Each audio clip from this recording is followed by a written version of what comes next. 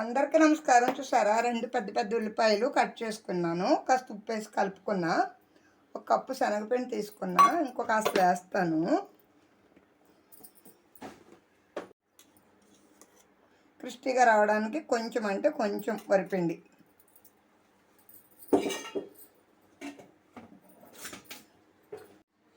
దీన్ని మెత్తగా మొత్తం శుభ్రంగా కలుపుకోవాలి. వాటర్ సరిపోతే ఓకే, లేకపోతే కొద్దిగా వేద్దాం.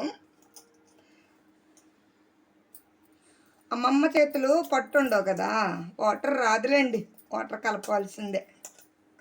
వాటర్ వేసుకొని కలుపుతున్నాను.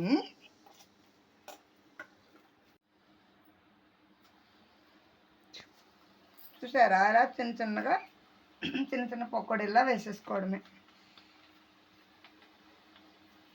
ఈరోజు శనివారం కదా, అందుకనే ప్రొద్దుట పులుసు ముద్దపప్పులు పెట్టాను. ఇప్పుడు పిల్లలు కూడా ఇంటికాడ ఉన్నారు కదా, ఏదైనా అంటున్నారు. సోడిజావ కాస్తాను, వాళ్ళు తాగలేదులేండి, నేను తాగాను. ఇంకో కప్పు ఉంది, అది కూడా చూపిస్తాను మీకు.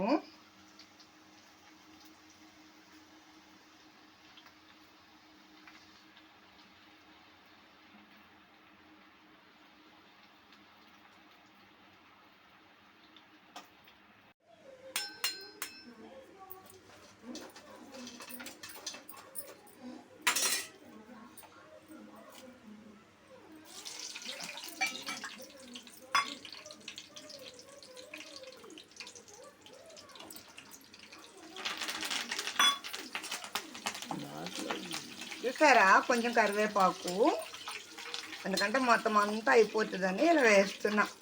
ఇది స్వప్న గారి ఐడియా అనమాట. మీకోసం స్వప్న వస్తారు కదా, ఆవిడ ఐడియా. ఉండండి, కొన్ని పల్లీలు కూడా వేస్తా.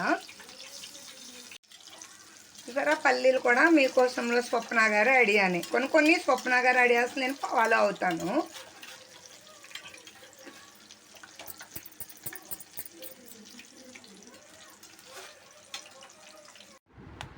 చూసారా, ఎంతో రుచికరమైన ఉల్లిపాయ పకోడీ.